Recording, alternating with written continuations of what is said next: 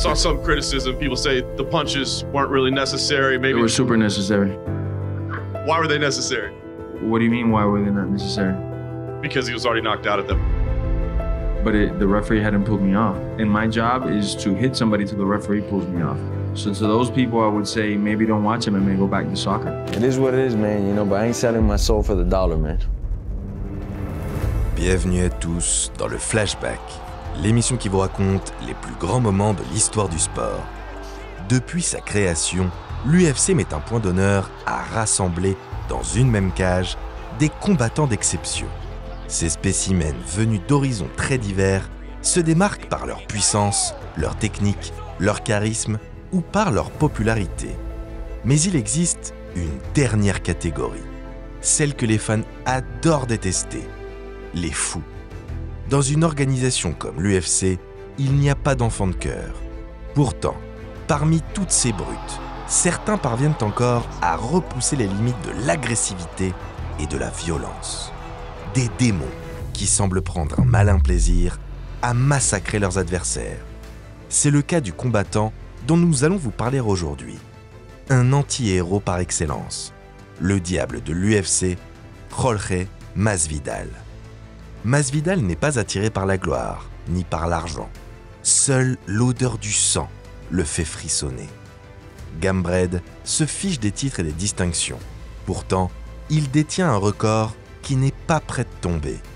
Aujourd'hui, on vous raconte l'histoire du chaos le plus rapide de l'histoire de l'UFC. Le jour où le diable a rendu son jugement dernier. Alors, ne clignez surtout pas des yeux, car on prend notre fameuse machine à remonter le temps, direction Las Vegas, en ce 6 juillet 2019. Vous êtes prêts? Let's go!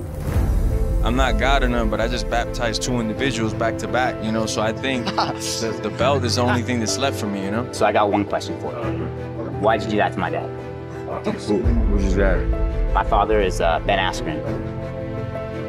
Well, hey, I'm sorry, man. Why the flying knee? Because he's a bum. You should have kept your mouth shut. I probably would have beat you up in the second round, you know, but you guys are welcome for ending that dude.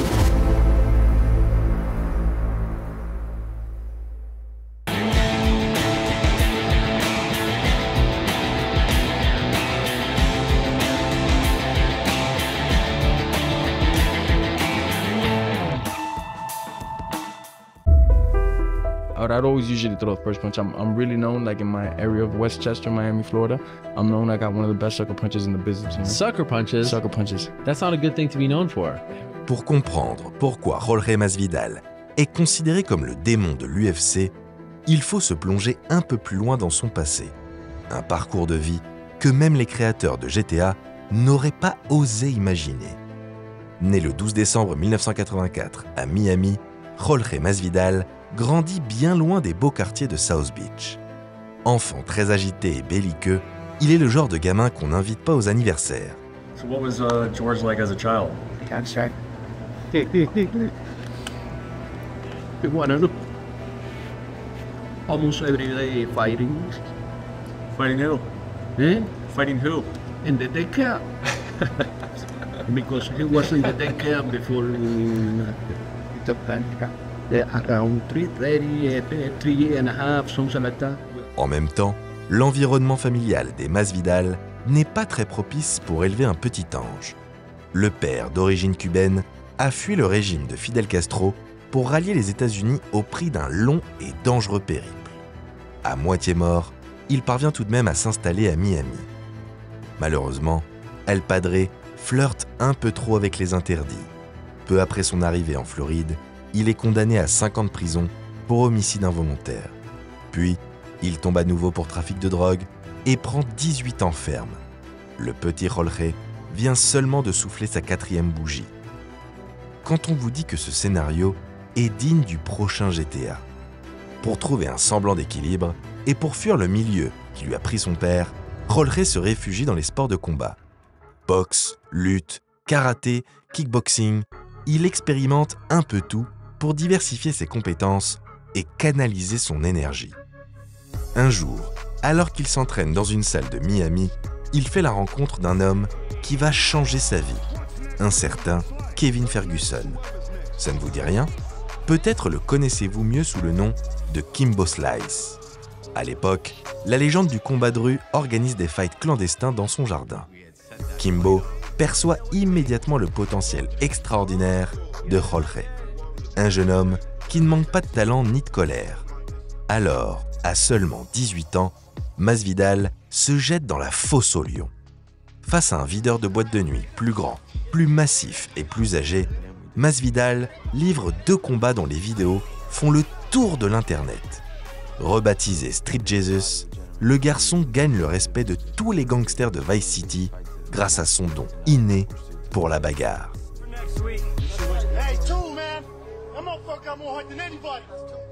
Hormis la street cred, ses fights clandestins ne lui rapportent quasiment rien. Sans un sou en poche, il est même obligé de dormir dans sa voiture. Mais lui ne compte pas se laisser crever dans un caniveau. Jorge a la rage au ventre. Il est né pour combattre et il le sait. Malheureusement pour lui, la lutte et le kickboxing ne suffisent pas à étancher sa soif de violence.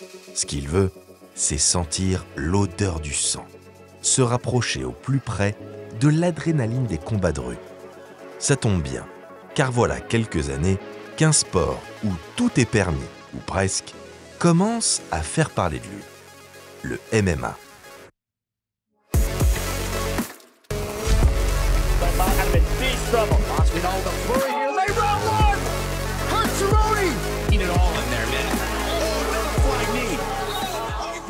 Après plusieurs entraînements et quelques combats amateurs, Masvidal se sent déjà comme un poisson dans l'eau. Il a trouvé sa voie. Bodog Fight, Strikeforce, Bellator. Pendant des années, Masvidal fait son petit bonhomme de chemin, passant d'une organisation à une autre, enchaînant autant de victoires retentissantes que d'effrayantes défaites. Sans jamais décrocher un titre, Gamebred parvient tout de même à se forger une solide réputation dans le milieu. Assez pour intégrer le roster de l'UFC en 2013, après la dissolution du Strikeforce. À l'UFC, Masvidal accumule les bons résultats grâce à son striking hérité des street fights. Il est aussi très bon au sol, capable de soumettre ses adversaires et d'être efficace en grappling. Mais ce qui le rend vraiment dangereux, c'est son instinct. En vrai Lucifer du combat, il peut s'adapter à n'importe quel adversaire et faire preuve d'une créativité étonnante quand il s'agit de faire souffrir un être humain. En bref, Gamebred est un combattant frisson.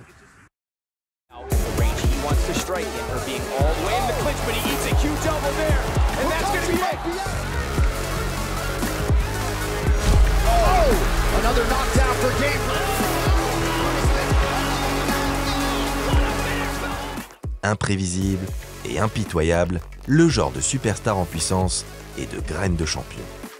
Pourtant, son ascension est systématiquement stoppée dans son élan. Dès qu'il entame une série de victoires, la dynamique est brisée par une défaite qui l'éloigne un peu plus du titre des welterweight. Dégoûté par une nouvelle défaite, Masvidal se retire de l'octogone pendant un moment.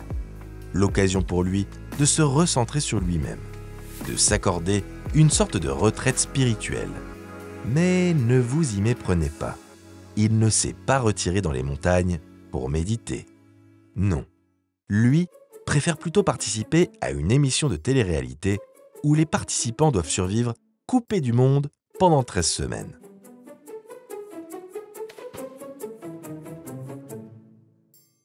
Chacun ses méthodes. Cet épisode de sa vie lui fait réaliser qu'il est trop gentil dans l'octogone. Il lui manque encore ce petit plus d'agressivité ou d'implication qui ferait basculer la décision des juges en sa faveur. Alors, il se fait la promesse qu'il ne laissera plus jamais le verdict final dans les mains des arbitres. Tel le Street Jesus qu'il est, il baptisera ses victimes dans leur propre sang. The fight with Till was a lot of coincidences happening, and the universe wanted me to get that bout, you know? He had a couple opponents pull out, a couple people didn't want to fight him in England. I already had a couple opponents pull out. We both were having a tough time getting a matchup, so I think I said something in Twitter to the degree of, like, I heard you're having a tough time finding a dance partner. I'm here if you need me, or something like that. And he'll answer back, and that's it. That's basically what made the fight happen, you know?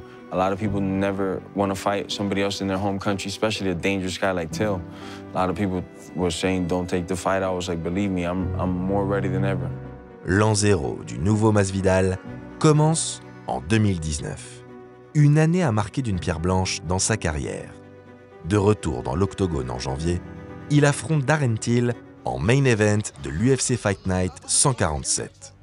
I box like an amateur. Fucking amateur. Okay, mate. We'll see when your time comes.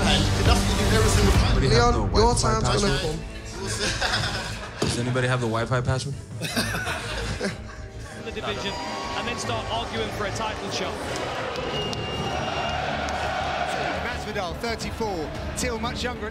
D'entrée, l'Anglais connecte son adversaire.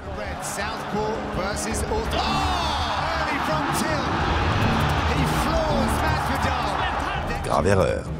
Il vient de réveiller le démon qui sommeillait en Masvidal. Till aurait dû l'achever tant qu'il était encore temps. Maintenant, il est trop tard.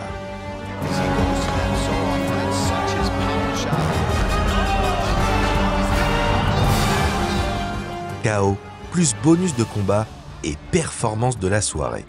Street Jesus a bel et bien ressuscité pour le plus grand bonheur de ses fidèles. I go to the gym, I practice a particular move, and then I display it to the world, and it's so fulfilling. It feels great to see it come to life. Si vous pensez que Jorge Masvidal est un combattant irrégulier, capable du meilleur comme du pire, sachez bien que quand il s'agit de faire le show en dehors des combats, il fait en sorte de toujours proposer le pire. Alors que le timide Leon Edwards retourne au vestiaire après son combat, il lance quelques mots doux à Masvidal en train de donner une interview. I'm doing an interview with the lovely Laura Sanko here. I won the main event in a knockout. You're interrupting my interview for what? To steal my shine, you know? Let's talk about that opening sequence. Maybe not. If you, hey, come over here.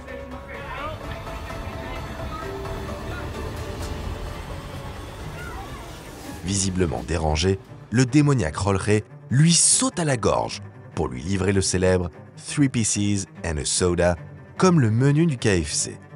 Certains diront que ce n'est que pure agression, d'autres que c'est seulement du trash talk un peu trop appuyé. Le principal intéressé, lui, a sa propre version des faits. Seeing him here doesn't really address me as a man, you know. I wanted to talk to him kind of, you know, and he's just like dodging me and like, whatever, we can handle it after the fight. So I'm doing my interview, and this hooligan comes by saying some stuff, and July, get your ass kicked, or July, and I go, maybe, bro, whatever, because maybe I want to kick your ass in April. Maybe I don't want to wait till July. Maybe I don't even want to fight you in a prize ring because you're not worth a training camp. I'll just fight you here because you're a scrub, you know. Cet incident est le parfait exemple du démon qu'incarne Jorge Masvidal. En vrai dur à cuire, il ne se prive jamais de cracher son venin ou de mettre des petits coups de pression aux autres combattants. What is success here for you? Is just a victory a success? Is a decision a success? Or does this have to be a knockout for you to feel this was a success? The only way to deal with a bitch like that, you gotta end his ass, bro. I'm sending him back to the casinos, sending him back to the gaming halls, you know. Gotta knock his ass. Pour lui, seule la loi de la rue prédomine en dehors de la cage. Entre folie et talent inné pour l'entertainment, cette attitude lui vaut une énorme popularité et beaucoup de détracteurs. Mais Gamebred se délecte des critiques et des polémiques. Être un modèle ou une star, il s'en fiche. Il veut simplement gagner sa croûte et se battre librement. Après avoir réussi son grand retour, Masvidal est booké contre la jeune sensation Ben Askren. He wouldn't say my name. It was like this little thing that he does.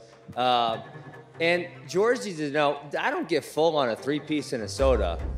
He better bring the whole damn family meal for that night. You are not really secure with your own masculinity that you see, oh my God, he said something. I need to go prove I'm tough. Hi-yow, I am tough. Invaincu en 19 combats professionnels, l'Américain arrive plein d'ambition et compte bien jouer le jeu du Street Jesus. Pendant des semaines, les deux hommes se titillent sur les réseaux sociaux et s'insultent en conférence de presse. What round and how are you going to do it? We're going to do it painfully and brutally. That's for sure. I don't like this dude, as everybody can know. So it's gonna be brutal, man. It's gonna be painful, man. Jusqu'au fameux soir du 6 juillet 2019, lors de l'UFC 239. Askren et Masvidal sont enfin face à face. Assoiffé de sang, ce diable de Jorge n'attend plus qu'une chose, en découdre. Gamebred is in the building. The fight clock is brought to you by Modelo.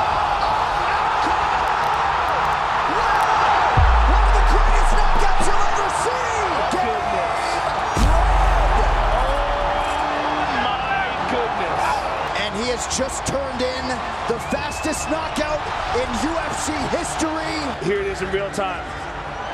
Oh! My goodness. Look at this. Wow! C'est l'une de ses marques de fabrique, hein. Il critique tout et tout le monde. Oh là là, Antoine, c'est terminé! Victoire! La victoire la plus rapide de l'histoire de l'UFC, à n'en pas douter! Ce dont je parlais à Rantaine il y a un instant. Antoine, on n'a jamais vu ça.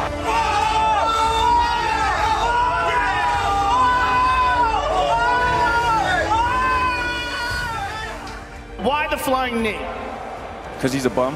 You should have kept your mouth shut. I probably would have beat you up in the second round, you know, but you guys are welcome for ending that dude. 5 secondes, ni plus, ni moins. Un battement de cils à l'échelle d'un combat. Largement assez de temps pour le génie du mal, Masvidal, pour infliger le KO le plus rapide de l'histoire. Anticipant une tentative de takedown de son adversaire, Street Jesus lui répond par un flying knee en plein dans la face. Un bijou de malice et de virtuosité. Un geste que seul un être démoniaque pouvait inventer. La messe est dite. Au micro de Joe Rogan, la superstar du soir rappelle qu'il ne faut pas se frotter à lui, si on n'est pas prêt à en payer les conséquences. Qu'il ne faut pas se frotter au bad motherfucker. I'm here with the winner and the new owner of the fastest knockout in UFC history. At 5 seconds, and Jorge, it really wasn't 5 seconds. It was about a second and a half or 2 seconds. The other seconds was the referee getting to Ben and rescuing him. You said it best. But I want to take this time on a personal. Thank God Almighty for this journey, man. It's been an amazing journey. 16 years I've been doing this at this level. I really wanted to beat his ass for 14 minutes and 30 seconds, but it didn't get to happen. Whatever. Now back to business. I don't want to say nothing about Ben, so don't ask me nothing, because I got nothing nice to say. So my mother told me, if you don't got nothing nice to say, don't say it. So that dude was talking wild, man. You know, I had to show him that there's consequences sometimes. There's some bad out there and you don't want to wake him up.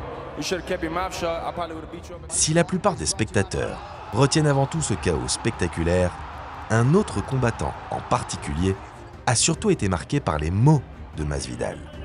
Des mots qui résonnent encore et encore dans sa tête. Ce combattant, c'est Nate Diaz, l'autre tête brûlée de l'UFC. Certains hommes n'obéissent à aucune logique. On ne peut ni les acheter, ni les intimider, ni les raisonner ou encore moins négocier avec eux. Certains hommes veulent juste voir le monde brûler. Nate Diaz fait partie de cette catégorie. Comme Masvidal, il n'a que faire des titres ou des honneurs. Il ne vit que pour la bagarre, la vraie. 3 ans après son fameux combat contre Conor McGregor, le chien fou est de retour dans l'octogone. Vainqueur d'Anthony Pettis, Diaz réclame un défi plus stimulant. Pour lui, Jorge Masvidal est le seul autre vrai gangster de l'organisation. Now we're fighting for the baddest motherfucker in the game, belt, and that's mine. So I'd like to defend it against Jorge Masvidal. So if you want to be the baddest motherfucker, that's how we're gonna do it. L'idée d'un combat entre Masvidal et Nate Diaz pour une ceinture spéciale enchante le big boss Dana White. Voilà une bonne manière d'en mettre plein les yeux aux fans et de s'en mettre plein les poches. C'est décidé. Le choc tant attendu aura lieu le 2 novembre 2019 au Madison Square Garden pour l'UFC 244. Pour patienter, Dana White met les petits plats dans les grands et les deux anti-héros remplissent parfaitement leur rôle. Ce match de championnat est un peu spécial puisque c'est la ceinture BMF qui est mise en jeu. Un titre honorifique créé spécialement pour l'occasion. He's a different caliber than the guys that you mentioned. You can fight for phony belts, or you can fight for the best motherfucker in the game belt. Make sure you're not on your phone on Saturday, you're not making popcorn or nothing. It's gonna be violence from the start to finish. I already am, it don't need that. I was just letting it be no knocks on a large scale. Win, lose, belt, no belt, every fight I fight is gonna be the biggest fight. Baddest motherfucker. Cause I ain't fighting no suckers, no more, anymore. I'm fucking ecstatic. I'm gonna put on a show for you guys in New York. Just check me out tomorrow. And I got the Nick Diaz Army with me. We're here to take motherfuckers out. Et cerise sur le gâteau, empoisonné, c'est Dwayne The Rock Johnson en personne qui viendra accrocher cette ceinture autour de la taille du grand vainqueur. I know you're hyped up, the world is hyped up, but then of course the main event, the BMF title. To determine who is going to be the baddest man on the planet. Alors, qui du diable Masvidal ou du chien fou Nate Diaz va l'emporter? Qui est le plus méchant des méchants? Quel dur à cuire vendra le plus chèrement sa peau? Qui est le gangsta originel? Qui sera couronné baddest motherfucker on the planet? Nate Diaz out of the southpaw stance in black. Jorge Masvidal. Excellent boxing. He will stay on you. Stay on you. This is just where he's comfortable. Perfect right hand. Unbelievable. Kick to the stomach. He's smiling and talking to Nate after that shot. La bataille tient toutes ses promesses. Masvidal inflige de lourds dégâts à son adversaire qui ne bronche pas et réplique à son tour. Les deux démons semblent prendre un malin plaisir dans ce déferlement de violence. Masvidal having a lot of fun in there.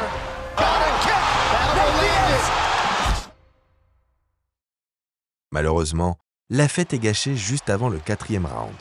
Les plaies au visage de Nate Diaz sont trop profondes. Sur décision du médecin, le chien fou est contraint à l'abandon. Jorge Masvidal est donc le premier champion BMF de l'UFC. Cette soirée marque l'apogée de sa carrière, le pinacle d'une année 2019 extraordinaire. Malheureusement, la suite sera bien plus compliquée entre défaites à répétition et désaccords avec l'organisation. Quoi qu'il en soit, Jorge Masvidal reste l'un des personnages les plus fascinants de l'UFC. Avec un bilan mitigé de 12 victoires pour 10 défaites, il n'est ni un grand champion, ni un combattant lambda. C'est une superstar hors catégorie, un ovni parmi tous les spécimens qu'accueille cette organisation. Qu'on l'aime ou qu'on le déteste, on ne peut que constater sa gigantesque popularité et sa capacité à faire se lever les foules. Son record du KO le plus rapide tombera peut-être un jour, mais ce qui est sûr, c'est qu'il restera pour toujours le premier baddest motherfucker de l'UFC.